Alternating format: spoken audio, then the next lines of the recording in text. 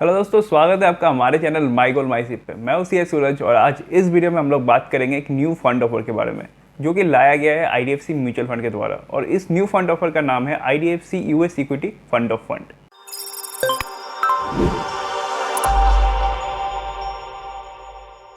क्योंकि ये एनएफओ जो है वो फंड ऑफ फंड है, तो पहले हम लोग फंड ऑफ फंड का मतलब समझ लेते हैं।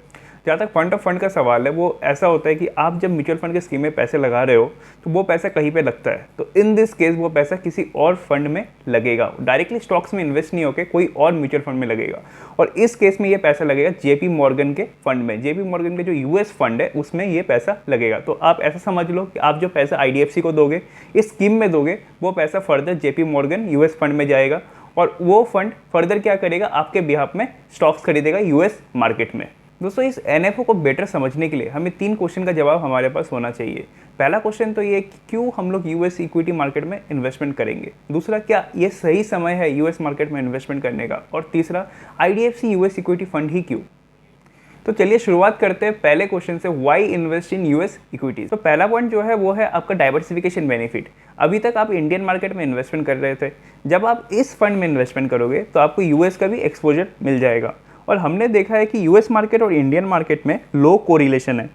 लो कोरिलेशन का मतलब हो गया कि जब यूएस मार्केट का जो मूवमेंट है या फिर डायरेक्शन में कहूँ, और इंडियन मार्केट का जो डायरेक्शन है उसमें जो रिलेशन है वो लो है। कहने का मतलब दोनों एक ही डायरेक्शन में मूव नहीं करता है। अगर यूएस ऊपर की तरफ जा रहा है तो इंडियन मार्केट थोड़ा सा नीचे की तरफ जाता है। तो जितना लो कोरिलेशन होगा उतना ज़्यादा आपको डाइवर्सिफिकेशन बेनिफिट मिलेगा। दूसरा पॉइंट जो है वो है कि आपको एक लार्जर ग्लोबल रेवेन्यू पूल मिलेगा। दोस्तों, इंडियन कंपनी का जो ग्लोबल जीडीपी में पार्टिसिपेशन है वो सिर्फ 3% है, whereas in case of US वो 24% है। तो आप जब इस फंड में इन्वेस्टमेंट करोगे तो आपको एक्सेस मिल जाएगा लार्ज रेवेन्यू पूल में। तो आप वर्ल्ड जीडीपी के एक सिग्निफिकेंट पोर्शन में इन्वेस्टमेंट करने का आपको चांस मिल जाएगा। तीसरा पॉइंट जो है कि आप अगर यूएस मार्केट को देखोगे तो उसने कंसिस्टेंटली परफॉर्म किया है over the years as compare to other market. Other market से बेटर कंसिस्टेंसी यूएस मार्केट ने हमें दिखाया है। तो आप रिटर्न्स में भी ये कंसिस्टेंसी एक्सपेक्ट कर सकते हो। और चौथा पॉइंट ये है कि यूएस इक्विटी का जो मार्केट का परफॉर्मेंस है उसके पीछे जो सबसे मेन रीज़न है वो है आपका अर्निंग्स का ग्रोथ। काफ़ी बढ़िया अर्निंग्स का ग्रोथ हुआ है ओवर द लास्ट 15 ईयर्स। और फिफ्थ पॉइंट ये है कि आपको जो करेंसी एक्सपोजर के चलते जो करेंसी मूवमेंट है उसका बेनिफिट भी आपको मिल जाएगा अगर आप यूएस में इन्वेस्ट करोगे तो मैंने आपको बताया क्यों आपको यूएस इक्विटीज़ में इन्वेस्टमेंट करना चाहिए। अभी मैं आपको बताऊंगा कि ये क्या सही समय है यूएस मार्केट में इन्वेस्टमेंट करने का। तो चलिए देखते हैं। तो यूएस के सबसे बड़े 10 कंपनीज़ है, उसको छोड़ के अगर आप बाकी के कंपनीज़ को देखोगे अभी भी आपके पास स्कोप है, स्पेस है कि आप यूएस मार्केट में एंटर कर सकते हो। तो ये तो हो गया हमारा पहला पॉइंट। दूसरा पॉइंट है कि फॉर लॉन्ग टर्म इन्वेस्टर, अगर कोई लॉन्ग टर्म के लिए इन्वेस्ट कर रहा है तो उसको मार्केट टाइमिंग को उतना ध्यान नहीं देना चाहिए, रेदर देन उनको इन्वेस्टेड रहना चाहिए। तो irrespective of the market timing को इग्नोर करके भी हम लोग मार्केट में एंटर कर सकते हैं और जो पोटेंशियल है मार्केट का उसको एक्सप्लॉइट कर सकते हैं। थर्ड पॉइंट इज, अभी अगर आप जीडीपी को देखोगे तो जीडीपी का जो ग्रोथ है वो काफ़ी बढ़िया रहा है, काफ़ी बढ़िया चल रहा है रेदर मैं बोलूँगा। और आगे भी एक्सपेक्टेड है कि जीडीपी में अच्छा ग्रोथ अपने को देखने को मिलेगा। फर्दर यूएस में जो हाउस होल्ड डेप्थ है वो भी लोअर लेवल पे है और नेटवर्थ अभी हाई है।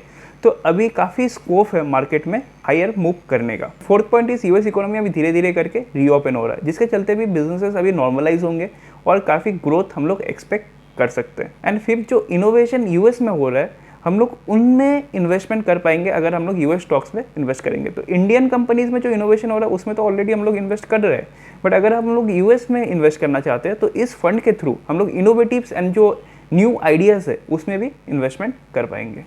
अभी मैं आपको लास्ट क्वेश्चन का आंसर देता हूँ, why IDFC US equity fund. तो हम लोग शुरुआत करते हैं परफॉर्मेंस के साथ। तो ये जो अंडरलाइंग फंड है जेपीएम यूएस ग्रोथ फंड, अगर आप इसका परफॉर्मेंस को देखोगे, चाहे वो 1 ईयर का ड्यूरेशन हो या फिर सिंस इंसेप्शन का ड्यूरेशन हो, हर एक केस में इसने इसका जो बेंचमार्क है इसको बीट किया है with a substantial margin.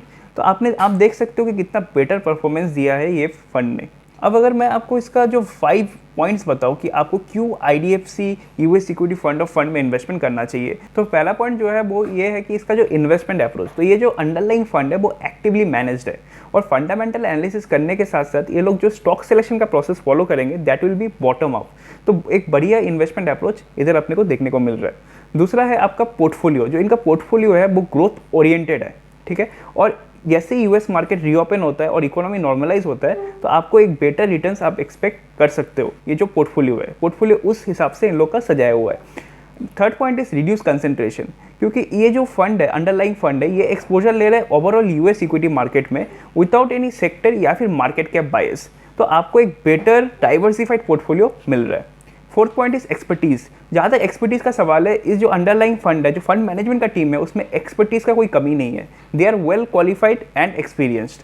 And fifth point is ease of investment. आपको हैसल फ्री इन्वेस्टमेंट करने का मौका मिल रहा है यूएस इक्विटी मार्केट में through this IDFC US equity fund of fund. अभी मैं आपको NFO के बारे में बताता हूँ। तो ये NFO ओपन हो रहा है आपका 29 जुलाई को और ये क्लोज होगा आपका 12 अगस्त को। और इसका जो फंड मैनेजर है वो है विराज कुलकर्णी और हर्षल जोशी। और इसका जो बेंचमार्क है वो है आपका रसल 1000 ग्रोथ इंडेक्स। और इसमें जो मिनिमम इन्वेस्टमेंट अमाउंट है दैट इज ओनली 5000। और जहाँ तक एग्जिट लोड का सवाल है, एग्जिट लोड इज 1% अगर आप 1 साल से पहले पैसे निकाल लेते हो तो। और last but not the least, जो एक्सपेंस रेशियो है वो आपका मैक्सिमम अप टू 2.25% चार्ज कर सकते हैं। तो दोस्तों ये फंड उनके लिए अच्छा है जो ग्लोबल एक्सपोजर लेना चाहते हैं और यूएस मार्केट में स्पेसिफिकली इन्वेस्टमेंट करना चाहते हैं। तो मैंने आपको NFO के बारे में बताया। अगर अभी भी आपके मन में कोई क्वेरीज है तो आप उसे कमेंट सेक्शन पे टाइप कर सकते हो।